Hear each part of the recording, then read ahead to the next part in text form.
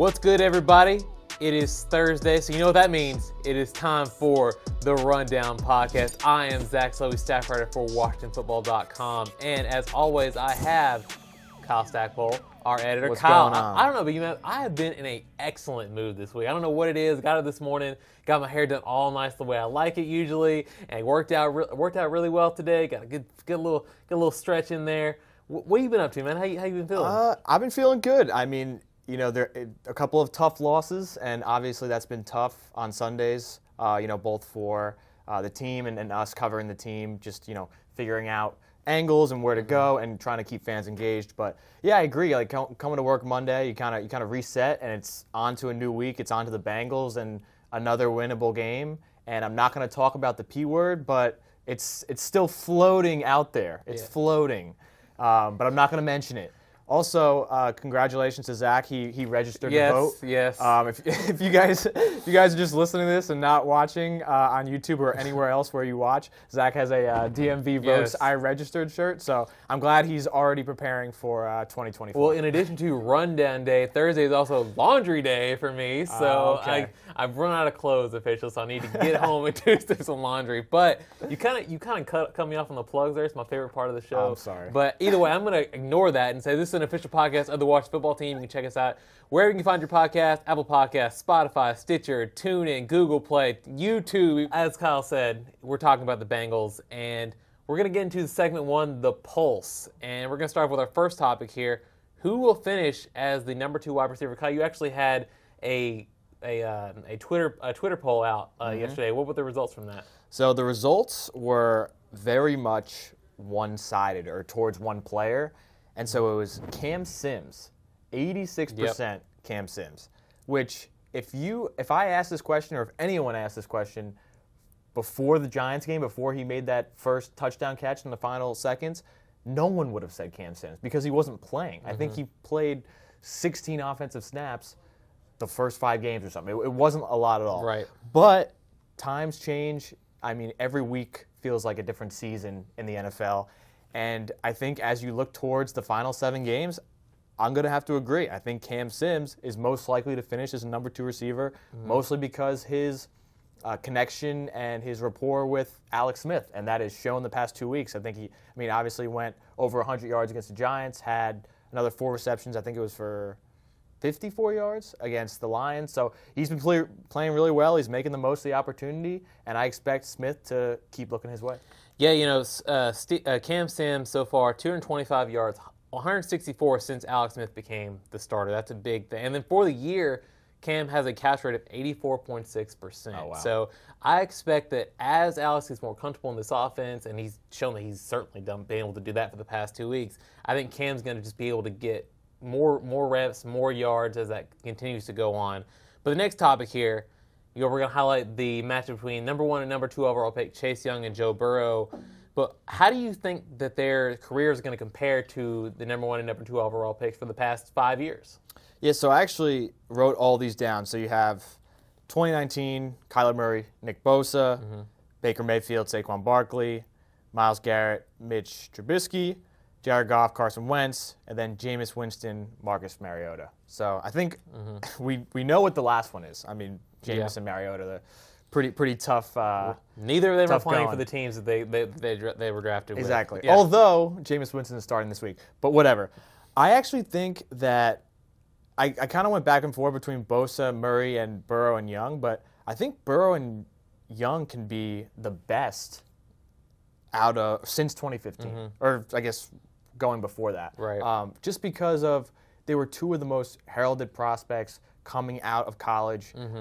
Joe Burrow just burst onto the scene of college football last year, had the best season of anyone in college football history. Chase Young was the best defensive prospect in recent memory. So I think that they're going to finish as the top duo, and that's crazy to say now because they've only played 9 games of their rookie year. Right. But you've already seen it as well. Joe Burrow's on pace to set rookie records for passing yards, completions, attempts.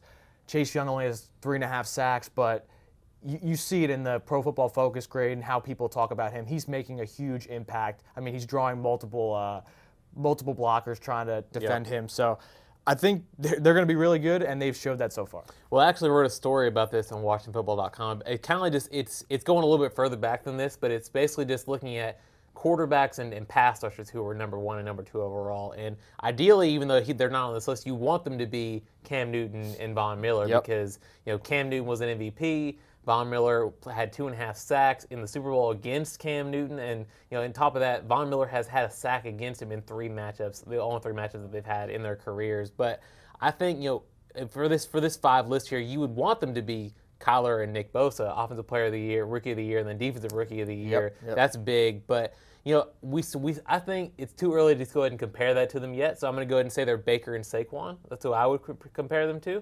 Just because they both got the talent, but we need to see more from them. I think we need to see a few more games just to see what they have.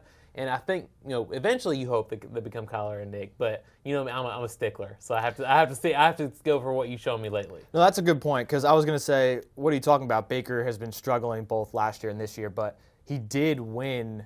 Him and Saquon, they were both. Saquon was Rookie of the Year for.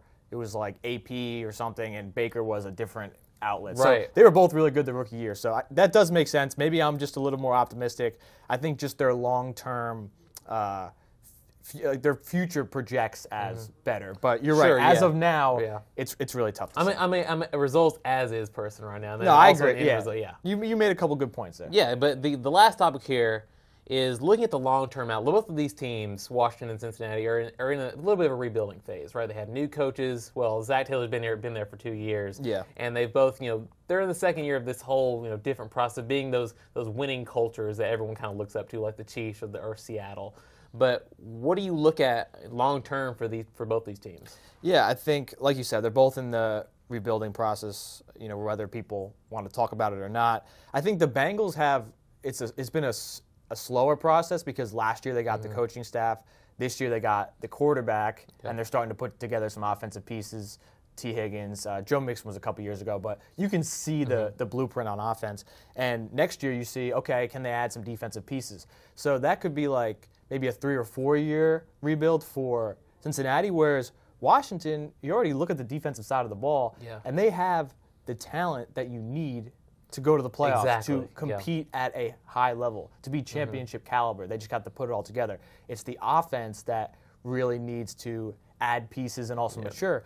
But you talk about all the cap space they have, and they can go from this year, they're only 2-7 now, to making a big jump next year because the offense comes along with the development of young players and free agents, and the defense puts it together. So I think they're both in going in the right direction.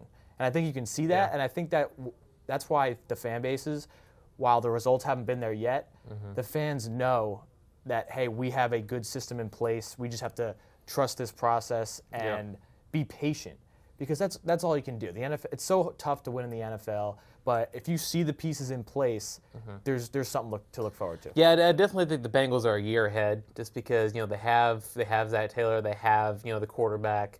And whether we have a quarterback, that's a whole conversation for a different day for sure. But I think for now, I do like Washington long term though, just because you look at what they have on offense. You brought that up, is they have their running back who hasn't played much running back at all. This is the most significant time he's played at the positions at all, even going back to college. And then their starting tight end, he's just now he's having a career year, but he also didn't really play that much. He was a quarterback, for goodness sake, whenever the Cardinals drafted him. So I think there's a lot of it's like a long-term growth project that they have going on here, and they're showing a lot of really good things.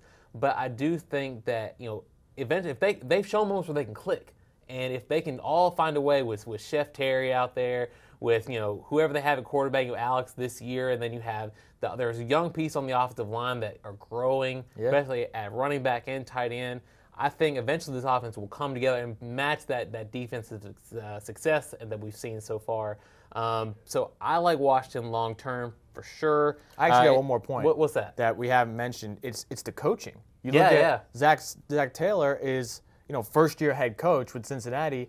Ron Rivera has already won 3 straight division titles. He's been to a Super Bowl. He's coached a quarterback that was an MVP. Jack Del Rio has been a head coach twice. He's been successful. He's a successful defensive coordinator. So in terms of coaching pedigree, they have that. And now it's just a matter of molding these players and building the team that they can envision competing for a championship because they know what it's like. Zach Taylor doesn't know what it's like to have a championship team as a head coach, whereas these guys do. So Washington fans, I mean, you guys already know this, but you're in good hands with Ron Rivera, Jack Del Rio. It's just going to take some time. As Rivera says, don't draw me a map unless you've been there, and they've certainly done that. All right, guys, we're going to take a quick break, but when we come back, we're going to be talking to Bengals team reporter Marissa Contepelli. Be sure to check this out, guys. It's going to be exciting.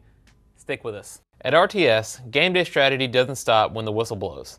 RTS delivers smarter, more responsible waste and recycling services. As an official partner of the Washington football team, RTS is connecting the team and FedEx Field with sustainable solutions to care for the community and the environment. RTS, a better waste company. Find out more at rts.com. Has your business been affected by COVID-19? Have you considered reducing or moving your office space? Then it's time to call Victory Van. We provide the best service and price with flexible options for your company's moving and storage needs. Visit victoryvan.com to get your free moving and storage quote today. For corporate storage and moving, it's always the right move to choose Victory Van. That's victoryvan.com. Victory Van Corporation, delivering excellence for 75 years and a proud partner of the Washington football team. Finch Services Incorporated, recognized in its industry as a world-class organization, is the exclusive supplier of John Deere golf and sports turf maintenance equipment for the Mid-Atlantic region. In business since 1945, Finch helps golf course and sports turf managers maintain some of the most exclusive playing surfaces in the region. Experience the Finch advantage for yourself. Contact one of our golf and sports turf sales specialists to see how we can help you maintain your field of dreams. Go to finchturf.com for more information. We are back here on the Rundown Podcast. Zach Selby, Kyle Stackpole, and with us for our second segment, we have Bengals team reporter Marissa Contepelli. She's been covering the team for 3 years. Marissa, how are you doing? I am doing great. Thanks for having me on, guys. Yeah, thank you for joining us. We really appreciate it. And we'll just go ahead and jump right into it here. And we're going to talk about Joe Burrow first. And, Joe Burrow is on pace to break several rookie records in yards and completions, but what makes him the quarterback that he is? Where has he struggled or where has he succeeded? Right. Well, he's been so impressive to watch on the field so far. I mean, the numbers just speak for itself. But what really has stood out to me is kind of his demeanor off the field, the way he goes about his business, the way he's handled this locker room. It was impressive that he was voted captain by his peers when he didn't have a typical offseason. I mean, he wasn't around the guys as much as a normal rookie quarterback would be coming into this year. So the fact that he's earned that respect from a lot of the veterans in this locker room just absolutely speaks volumes. But when you do look at what he does bring on the field, I think he's doing a tremendous job of going through his checks, reading the defense. I know he spoke that he felt like he had a really bad game on Sunday against Pittsburgh and that he was lazy at times with his eyes. But outside of that game, you look, and really it was only week one has been the only other game that, I think he's kind of struggled with throughout the course of the season. He's aired it out downfield a couple of times when he's had to. He's making a really strong connection with other fellow rookie T. Higgins in some of the deeper routes and passes. And so, I mean, overall, there hasn't been much that hasn't been impressive from what he's brought to the table. And so, I mean, the sky is really, really high for this kid, and especially with the fact that he is on pace to break so many records that, the ones that Andrew Luck had kind of put in place. So, it's really, really bright future for this guy. Yeah, he's had a great start to his career. Looking forward to see what he can do. One thing that, he hasn't done, or I guess he struggled with, is avoiding the rush. And I guess it's not really his fault necessarily. I know I think the Bengals have given up the second most sacks in the NFL. So what's been happening with the offensive line, and what's the outlook for that unit going into Sunday? Yeah, so that has been kind of an Achilles heel for Burrow at times, is where a lot of the sacks he takes are coverage sacks. And so you'd like to see him get rid of the ball a little bit quicker and not take as many hits as he has. But with the offensive line, it's been kind of a revolving door for a lot of the season. There's been not only injuries, but a few guys being affected going on the reserve COVID list. So the last few games, they've kind of gotten into a little bit more of a groove, and you have some new guys stepping into positions. Quentin Spain, who is a guard, had to play tackle against the Steelers, but played pretty well. Hakeem Adeniji is a sixth round rookie coming in, who filled in for left tackle and has done a pretty nice job. But that has been an issue at times. He's taking, I think it's believe 32 sacks, on pace to be sacked in the 50s. And that's not something that this team wants. You got to protect your franchise quarterback in some way, shape, or form. And so while it's kind of been, positive that the offensive line at least has played better, it's still absolutely a major cause of concern. We expect left tackle Jonah Williams to be back. Hopefully, if it's not this week, the week after. He's been dealing with a stinger that's kept him out for 2 games. And then right tackle Bobby Hart is another one that came back in a limited capacity to practice this week, dealing with the knee injuries. And the backup right tackle is still, Fred Johnson is still on the COVID list. So not really sure how that's going to play out throughout the course of this week. But you guys are absolutely right when you look at that. The offensive line has to have more of an elevated play to make sure Burrow isn't sacked nearly as many times. Yeah, they're going against that really good Washington defensive line, so they're definitely going to be up for the challenge there. And Marissa, let's talk about the pass catchers now. Now we all know that T. Higgins is a really, really good receiver, but I feel like this Bengals receiver group is a little bit underrated at times. So like, what should this Washington secondary be looking out for when they're going against this group of pass catchers? Yeah, absolutely. I feel like the receiving core is underrated, especially when you have a guy like Tyler Boyd, who is coming off back-to-back 1,000-yard receiving seasons. I don't think he gets the credit around the league that he deserves. He's so good when he's in the slot, and that's where the majority of his receiving yards do come from, especially and he's been a really big third down target for Burrow this season. He has the most receptions that lead to a first down among all the Bengals receivers. So Tyler Boyd is absolutely someone that, the Washington secondary is going to have to keep an eye on. And then you look at AJ Green, and it's been an interesting season for Green so far. Kind of has had an up and down when you look at the stat sheet. And so when Green is on, he's on. I mean, he's one of the best receivers in the league when he is at his best. And so we've seen that in glimpses and flashes this year. I still think there's a little bit of a kind of chemistry that's needing to build between him and Burrow, just the fact that Green missed part of training camp dealing with an injury, and he hasn't been as consistent in the pass game. I mean, he went with no catches on Saturday against the Steelers, which is just so uncharacteristic of AJ at this stage in his career. And so he is someone, though, if he can find a way to get separation and to get open, that, I mean, he's absolutely another threat in this Bengals receiving core. And as you mentioned, T. Higgins has just been so impressive. I don't think anyone was expecting him to come in and perform the way that he has so far. He's on pace to break nearly every Bengals rookie receiving record that currently stands. So he's just having a phenomenal year. And so you look at those 3 guys, and then, of course, you have Auden Tate thrown into the mix, and it just kind of seems like all he does is make contested catches and be that big presence when you're looking for a key first down. And so I think there's a lot of names and a lot of bodies out there that the Washington secondary is definitely going to have to keep an eye on. We talked a lot about the offense, and for good reason. But what's going on with the Bengals defense? What are some things that they've done well this year? Where are some areas that they've struggled? Yeah, well, that's another place where it seems like there's just been a lot of guys in and out due to injuries. And again, with us having to face COVID at times, and the secondary is one of them. And when they've had their normal guys in the rotation, they've played outstanding at times. Then you look at a game like they had against Pittsburgh, where they were down to like the 3rd and 4th string, and guys who they had just signed to the practice squad having to come up and start. They really struggled at times. But, Jesse Bates has been one of the bright spots on this defense. He's just played absolutely phenomenal. I'd be surprised if he wasn't named to the Pro Bowl this year. Just the way he's kind of handled being that center fielder back there in the secondary. He's so quick, able to move sideline to sideline, and it just does a phenomenal job of reading the quarterback and kind of anticipating where that ball is going. He has 12 passes defended on the season, which is tops among all safeties in the league. So he's definitely been one of the bright spots of this Bengals defense. And then another is the area that they really struggled with last year was linebacker. That has been majorly improved this year, bringing in Josh Bynes for that veteran presence. And then they drafted 2 rookies, Logan Wilson and Akeem Davis-Gaither, and both of those guys have really been impressive at times. Still making rookie mistakes, as you kind of expect them to, but as a whole, that group has played light years better than they did a season ago.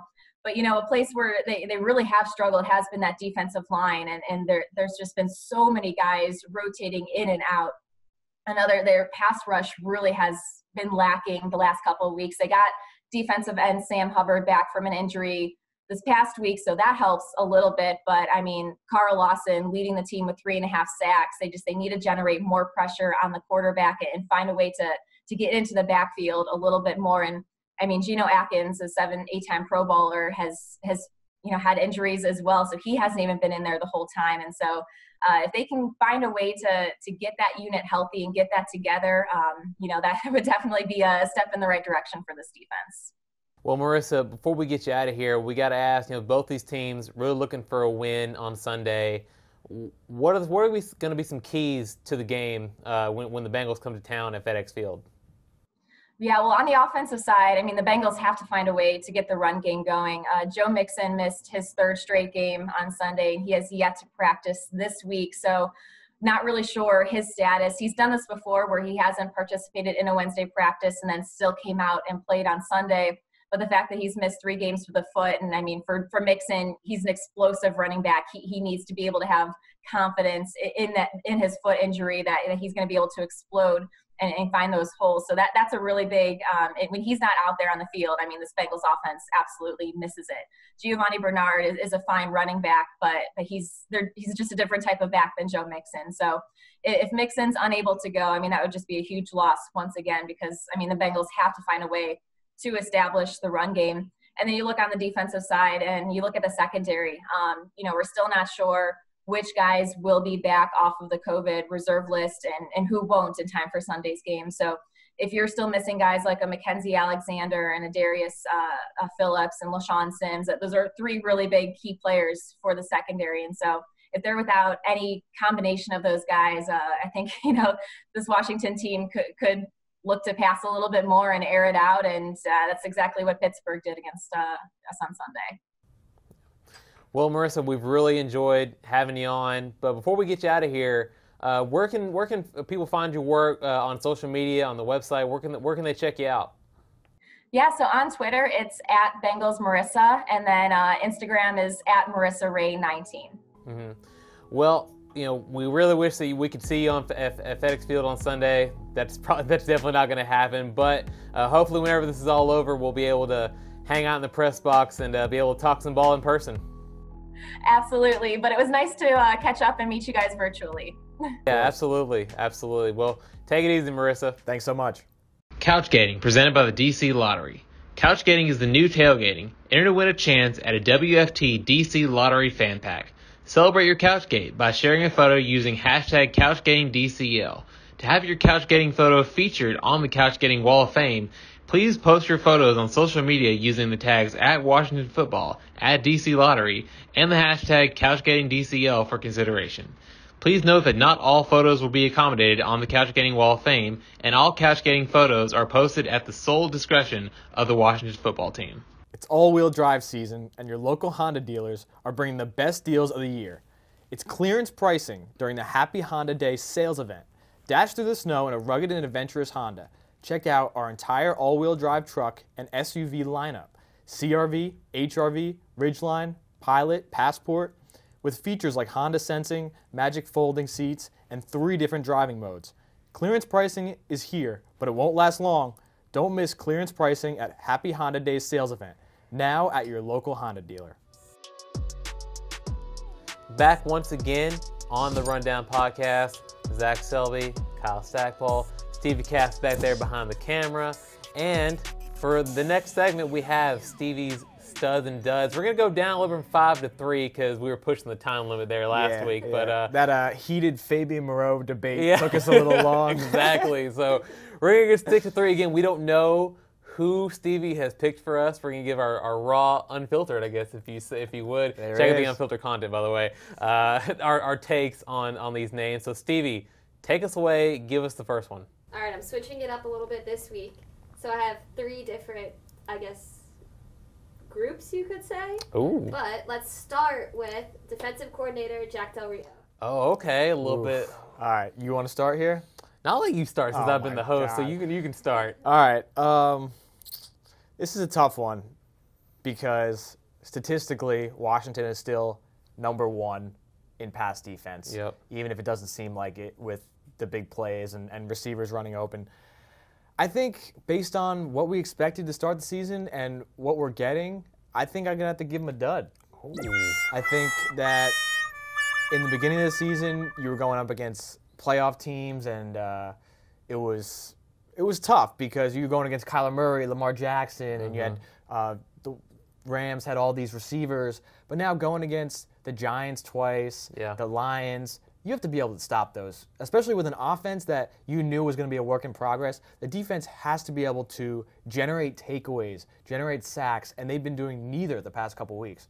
And I think that the defense has to be better, and that falls on Del Rio, so I think he's a dud. I hear you, but I'm gonna give you a little bit of.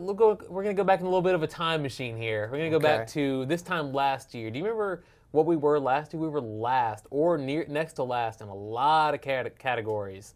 I mean, the sacks were still productive, but other third downs, passing yards, rushing yards, we struggled pretty much in all of them. And then now, even though we're giving up big plays, we are number one statistically in passing yards allowed. The running game still the run defense needs to come on a little bit, but this defense has improved. I mean, they're still a top 10 unit statistically, and that's not something that you really even thought you would see last year. So, and plus on top of that, we know that Del Rio has done this in the past. We know he has a resume of turning defenses in from duds to studs, if you will. So I'm going to give him a stud just because he has statistically turned it around. I think the plays will come eventually, I think, as this defense grows into the system. So I think they're still improving. Studs for me. Stevie, take it away for the second one. All right, let's go to Cornelius Lucas. That's hard to say. Cornelius Lucas. Big Luke. Big Luke. I like that.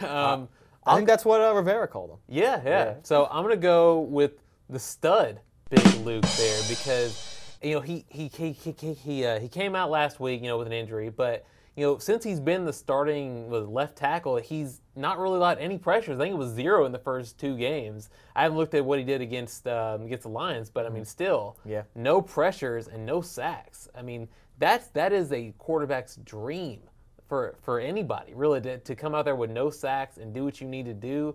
I mean, keep it short here, but stud. I mean, for offensive line that allows a lot of sacks, having someone that come in to be that blind side is massive, and it helps out a lot, I think.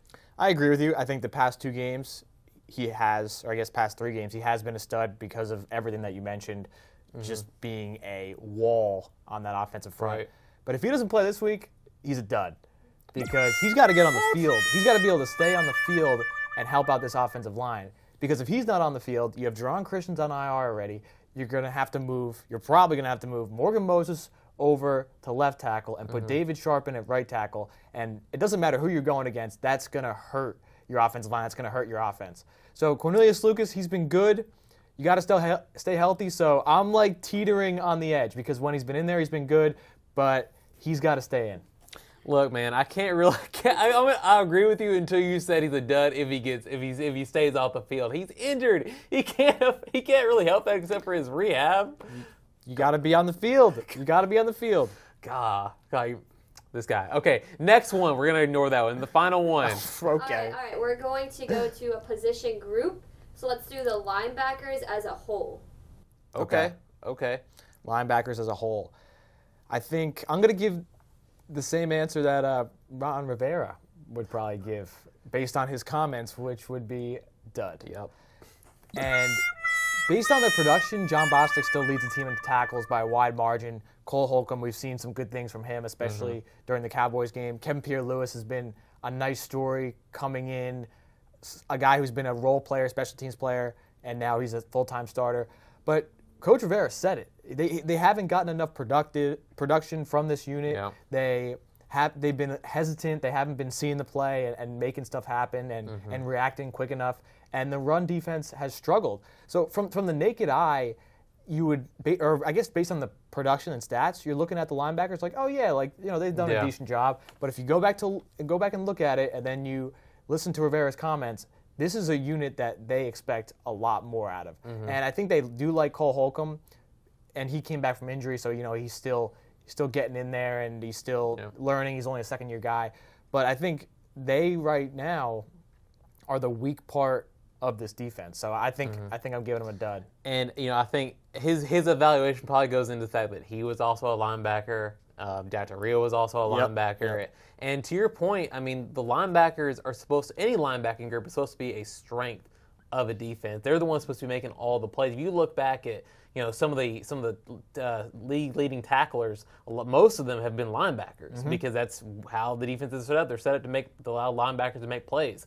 And that is not happening with this defense, and that's a problem. That's probably why they've been gashed a lot. That's probably why they've been giving up some big plays up the middle. And I think, as Rivera said a few weeks ago, they're just not doing it. They're not doing what they need to do. They're playing tentative, and that's not what you need from a linebacking group. So I agree with you.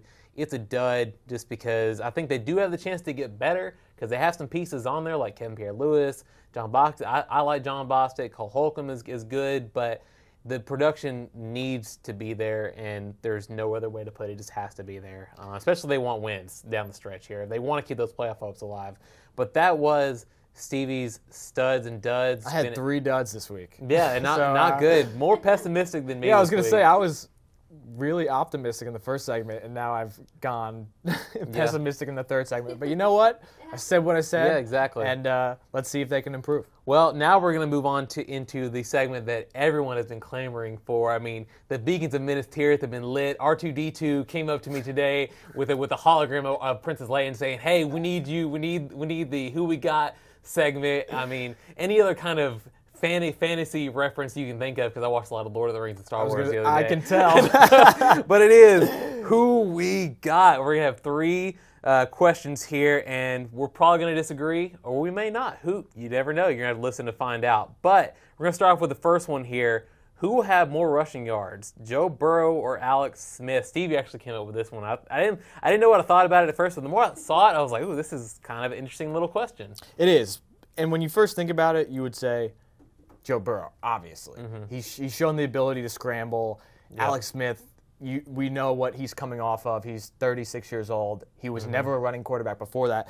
But let me throw a stat at you. So Joe Burrow has had 11 rushing yards or less in 6 of the last 7 games. Wow. So he hasn't really been running, and a lot of his rushing yards have come in the first 2 games. Now, Alex Smith is not doing any running. I mean, I think he had 2 rushes for 4 yards last week. But I'm done doubting Alex Smith. If we have a question between someone else and Alex Smith, I'm going with Alex Smith. Doesn't even matter. Well, I mean, if you said a running back, I would obviously say the running back.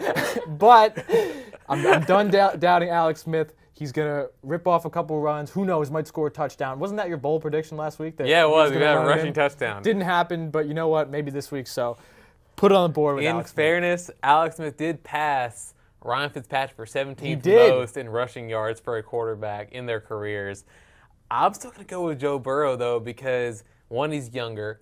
2, I think he had, 64 rushing yards in the first 2 games of the season. It's a long time ago. It's a long time ago, but he's shown that he can do it. And he's been able to get out there and use his legs a little bit. So, and I love Alex Smith, but he is significantly older than Joe Burrow. I'm not going to doubt him. I think he's going to have a solid day, maybe if he gets out there. But I'm more confident in Joe Burrow, so I'm going to go with Joe Burrow there. Next one, who will win the time of possession? We've put this in there because Washington did really well. They beat the Lions in time of possession last week. Now, Cincinnati is second in the league right now, but they've been creeping down a little bit the past few games. Who you got with this one? Yeah, so I'm going to go back to being bullish about Washington, and I'm going to say that the Bengals win time of possession because, and I can't believe I'm saying this, Washington is going to get ahead. They're going to get a lead. Those mistakes they made last week, they're going to correct those mistakes. The drives are going to turn into points. They're going to force the Bengals to throw the ball and play from behind. So, I mean, please don't make me look stupid. Washington offense, Scott Turner, let's put some points on the board early, and I think that Bengals will win time of possession, but Washington could get the win. So let me bring this in. Let me bring some more stats at you here. So the last 3 games, Cincinnati has been 32 minutes and 48 seconds, but Washington has been 31-53. Last week, 35 minutes, 43 seconds. Cincinnati, 29 minutes, 32 seconds. Because Washington was playing from behind them. Still, I think that as Alex Smith gets more comfortable in this system, he's going to be able to extend the play, because what he likes to do. He likes to make those dump off throws and get more receivers involved. And if you have longer drives that end in points, that's the tricky part, ending in points.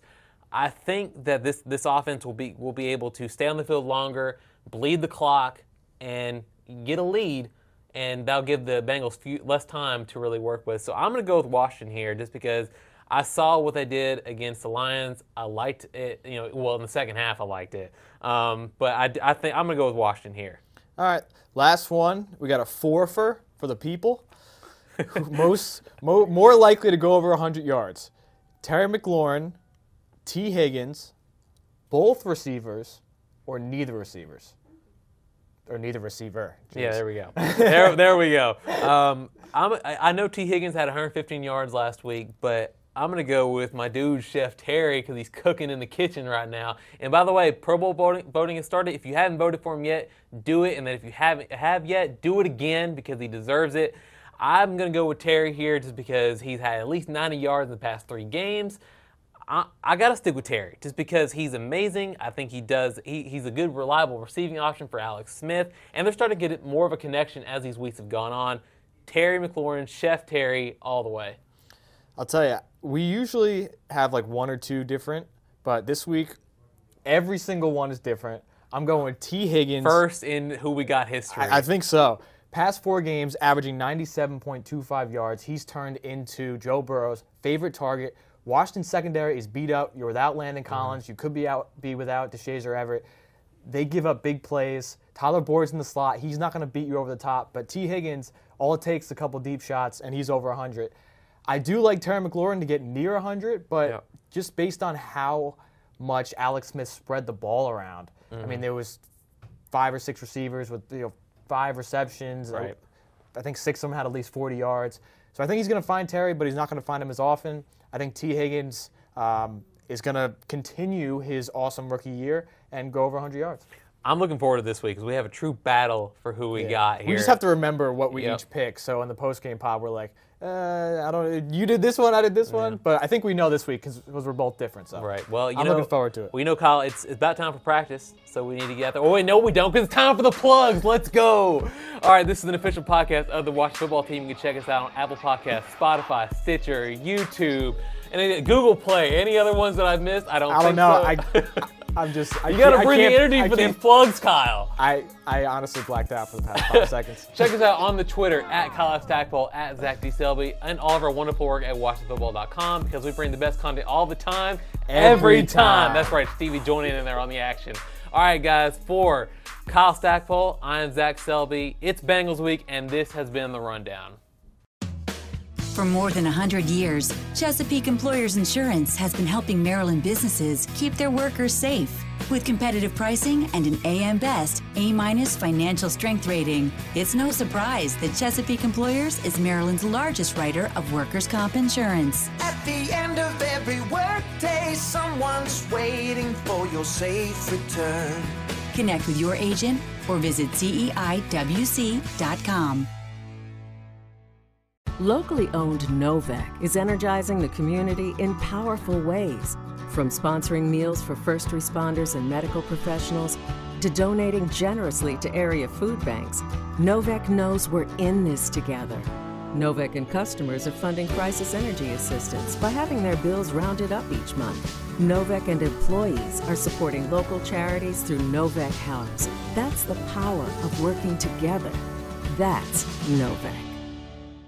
Want to have some extreme fun? Sure. How about wingsuit flying? Ah! You wear a flying suit, jump off a cliff, and dive bomb like a crazed falcon. Ah! Too extreme? Make it stop! Thank you. Try this instead. Play new Extreme Scratch-Offs from the Maryland Lottery. There's over $100 million in instant cash and tons of $100,000 top prizes. So, wingsuit? No! Or Maryland Lottery Extreme Scratch-Offs. Yes! Please play safely. And now, time for a Happy Honda Days clearance highlight. The season had grown cold, and the roads were covered in ice. Looking to capitalize on clearance pricing, Amy went down to her local Honda dealer and test drove the entire all-wheel drive SUV lineup. CR-V, HR-V, Passport, and more. In the end, Amy got a clearance deal on a new Pilot equipped with 3 different driving modes. Boom, baby, boom. Don't miss clearance pricing at the Happy Honda Days sales event, now at your local Honda dealer.